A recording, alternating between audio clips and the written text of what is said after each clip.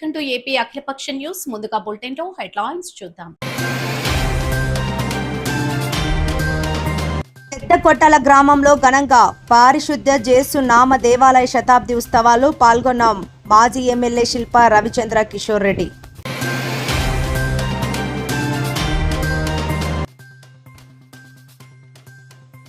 కాకుంట్లలో మంత్రి పయ్యావుల కేశవ్ పీజీఆర్ఎస్ స్వీకరణ.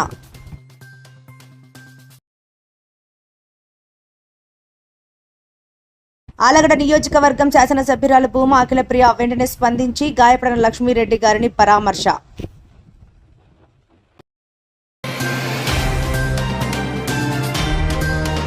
ఎస్పీఎస్ఆర్ నెల్లూరు జిల్లా ఉదయగిరి నియోజకవర్గం సీతారాంపురంలో ప్రమాదవశాత్తు చెరువులో పడి 2 అన్నదమ్ములు మృతి.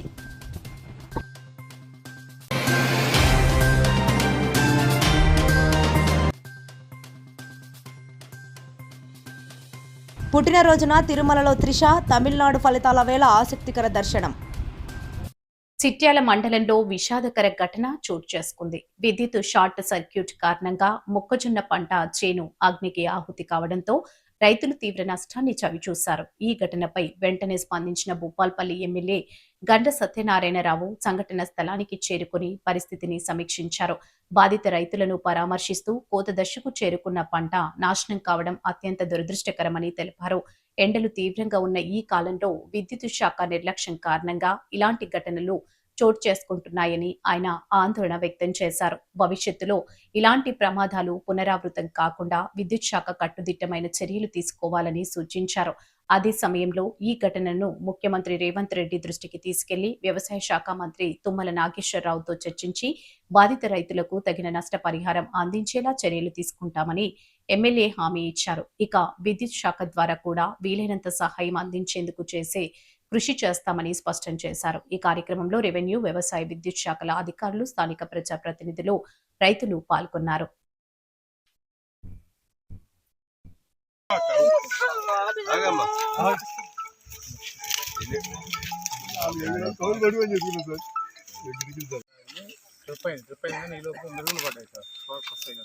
దాంతో ఎవరు లేకపోయేసరికి తీసుపెట్టి అప్పుడు ఆ టైంకి మేము తెల్లాక అక్కడ దగ్గర కూడా వచ్చి బార్దాన్ రేపు పడదాను అక్కడ బార్దాన్ చేయాలంటే బార్దాన్ లేదని అన్నారు సార్. అక్కడ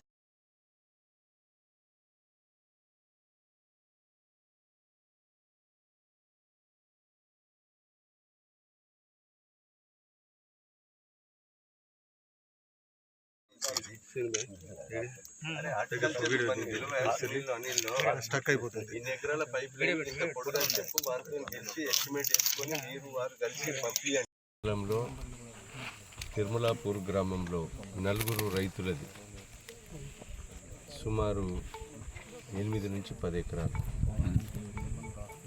మొక్కజొన్న చేను కరెంటు షార్ట్ సర్క్యూట్ వల్ల ఈ యొక్క కాపర్ పట్టి ఊడిపోయి ఆ యొక్క మెరుగులు పడి ఆ యొక్క చుప్ప మీద చేను మీద పడి మొత్తం కూడా కాలిపోయింది. ఇదంతా కూడా కరెంటు డిపార్ట్మెంట్ వల్ల తప్పిదం కనుక కరెంటు డిపార్ట్మెంట్ వాళ్ళు నష్టపరిహారం రైతుకు అందే విధంగా నా చొరవ ఉంటుంది. వాళ్ళు కూడా నష్టపరిహారం చెల్లించాలి. నోట్లకు వచ్చినటువంటి పంట పెట్టుబడి పెట్టి ఆరకాలం కష్టపడి పంట పండించేటువంటి సమయంలో కాంటాలు పెట్టుకునేటువంటి సమయంలో ఇలాంటి సంఘటన చాలా బాధాకరమైనటువంటి విషయం.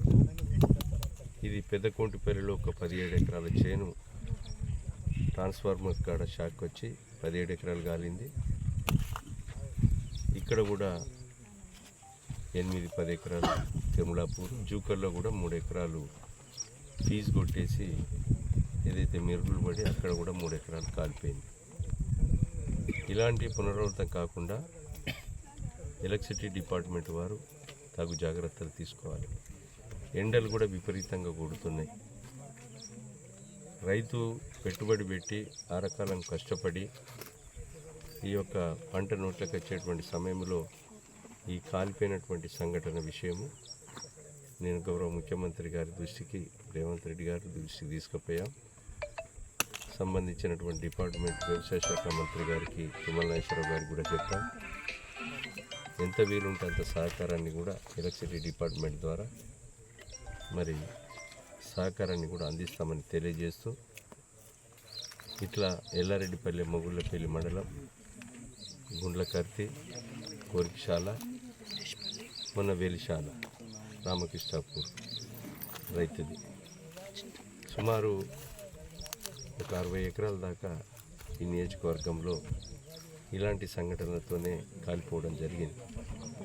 వీటన్నిటికి కూడా ఈరోజు వ్యవసాయాధికారులతో రిపోర్ట్ తీసేసుకొని డిస్ట్రిక్ట్ కలెక్టర్ ద్వారా ఎలక్ట్రిసిటీకి ప్రభుత్వానికి పంపించేసి వీలైనంత వరకు రైతులకు సహాయం చేసే విధంగా చూస్తామని తెలియజేస్తూ ఇలాంటి పునరావృతం కాకుండా ఎలక్ట్రిసిటీ డిపార్ట్మెంట్ వారు తగు జాగ్రత్తలు తీసుకోవాలని కోరుతున్నాం. ఓకే.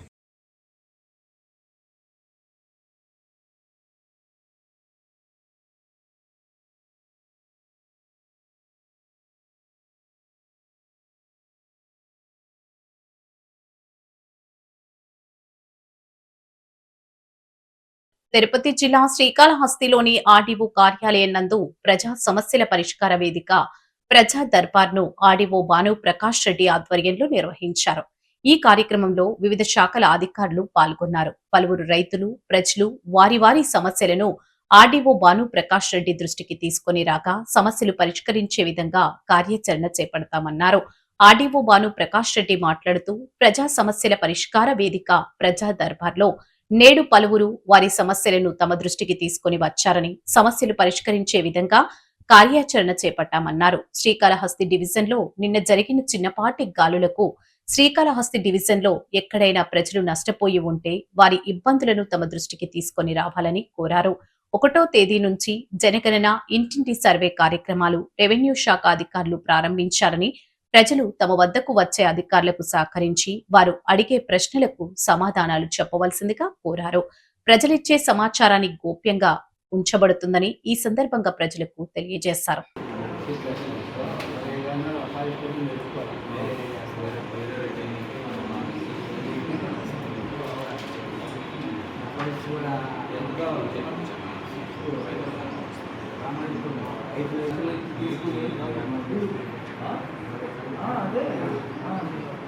నలభై 1 లక్షల ఒక్కొక్కరికి ఎకరానికి పడింది.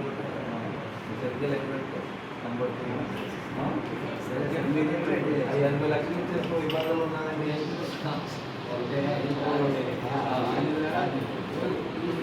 ఓకే.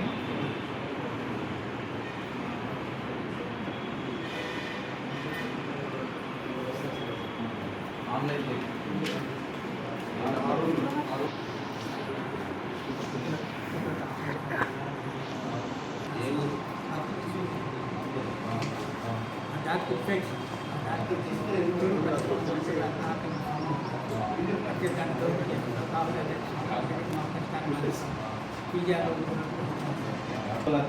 మీకు పంపిస్తాను, ఒకసారి చూడండి.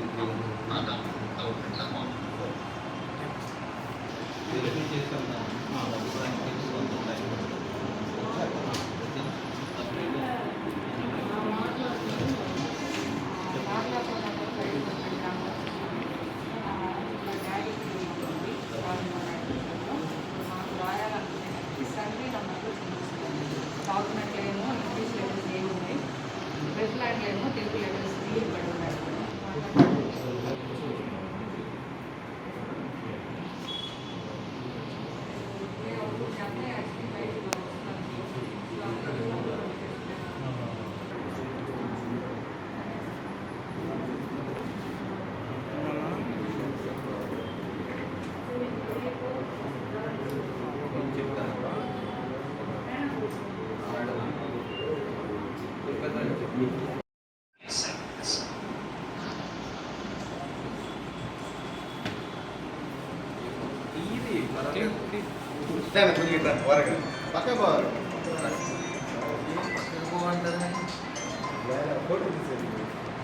నేడు అనగా 4వ తారీఖు మే నెల 2026 తారీఖున అది ఆపితే లైట్ ఆగిపోతుంది. అందుకు ఏం కాదు. నేడు అనగా 4వ తారీఖు మే 2026 తారీఖున పీజీఆర్ఎస్ అందరు డివిజనల్ ఆఫీసర్స్తో పాటు నిర్వహించడం జరిగింది. ఈ నెల నుంచి ప్రతి వారం సోమవారం డివిజనల్ ఆఫీసర్స్ అందరూ కూడా ఇక్కడే ఉండి ఇక్కడే పీజీఆర్ఎస్ అర్జీలు తీసుకోవడం జరుగుతుంది. దీంట్లో భాగంగానే ఈరోజు సుమారుగా 5 అర్జీలు రావడం జరిగింది. అన్నీ కూడా రెవెన్యూ పరంగా ఇష్యూస్ ఎక్కువ రావడం వల్ల అందరు తహసీల్దార్స్కి కూడా డైరెక్షన్ ఇచ్చి అలర్ట్లో పెట్టడం జరిగింది. రెండోది వచ్చేసి నిన్న జరిగిన చిన్న గాలుల వల్ల వచ్చిన డ్యామేజ్ ఎవరైనా ఉన్నా సరే కన్సర్న్ తహసీల్దార్ ఆఫీసెస్కి రిపోర్ట్ చేయాలా. మూడోది వచ్చేసరికి మొన్న మే 1వ తారీఖున సెల్ఫ్ ఎన్యూమరేషన్ అయిపోయి జనగణనలో హౌస్ హోల్డ్ మ్యాపింగ్ అనేది జరుగుతుంది, హౌస్ హోల్డ్ లిస్టింగ్ అనేది జరుగుతుంది. దాంట్లో భాగంగానే ప్రతి 75 ఇల్లులకి ప్రతి 150 ఇల్లులకి 750 మంది జనాభాకి ఒక ఎన్యూమరేటర్ అనే వ్యక్తి ఉంటాడు. ఎన్యూమరేటర్ అనేవాడు వచ్చినప్పుడు దయచేసి మీరు సహకరించి 34 క్వశ్చన్లకు సంబంధించిన ఆన్సర్లు అందరూ కూడా చెప్పి ఈ యొక్క సెన్సస్ 2027 అనేది విజయవంతం చేయవలసిందిగా కోరుతున్నాం. ధన్యవాదాలు. తిరుపతి జిల్లా శ్రీకాళహస్తి నియోజకవర్గంలో మార్కెట్ కమిటీ కార్యాలయం నందు చైర్మన్ చెంచయ్య నాయుడు రైతులతో సమీక్ష సమావేశం నిర్వహించారు. రైతులు తమ సమస్యలు మార్కెట్ కమిటీ చైర్మన్ దృష్టికి తీసుకుని వెళ్లగా ప్రభుత్వం దృష్టికి తీసుకువెళ్లి సమస్యలు పరిష్కరించే విధంగా కార్యాచరణ చేపడతామన్నారు.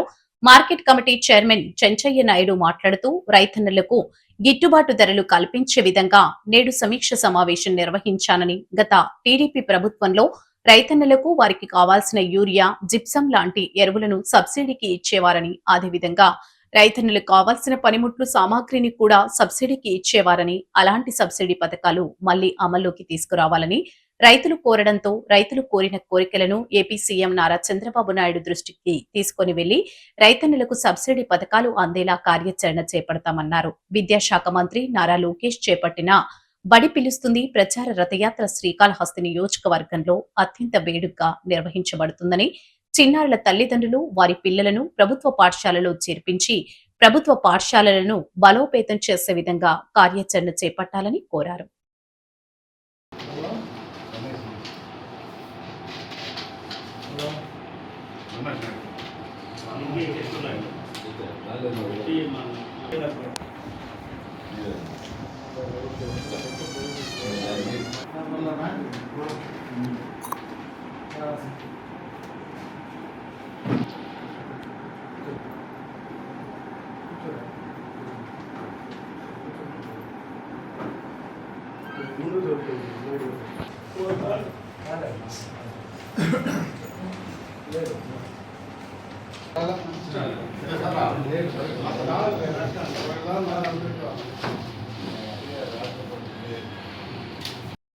శ్రీకాళహస్తి నియోజకవర్గంలో రైతులకి ముఖ్యంగా గిట్టుబాటు ధర గురించి మన ఎమ్మెల్యే గారు కూడా మన పిఆర్ గెస్ట్ హౌస్లో స్థానిక శాసనసభ్యులు గట్టిగా దాని గురించి డిస్కషన్ చేసి రాబోయే రోజుల్లో ఖచ్చితంగా గవర్నమెంట్ నుంచి ధాన్యం కొనుగోలు చేయాలనే నిర్ణయం తీసుకోవాలనే ఉద్దేశంతో ముందుకు పోవడం జరుగుతున్నది. రైతులకి కరెంటు కానీ ఎక్కడ ఏ ప్రాబ్లం ఉన్నా 9 గంటల ఉచిత విద్యుత్ ఇస్తూ ఉన్నారు. ఎక్కడ కూడా ఇబ్బంది లేకుండా సస్యశ్యామలంగా రైతులు ఉండే విధంగా చేయాలని ముందుకు పోతున్నారు.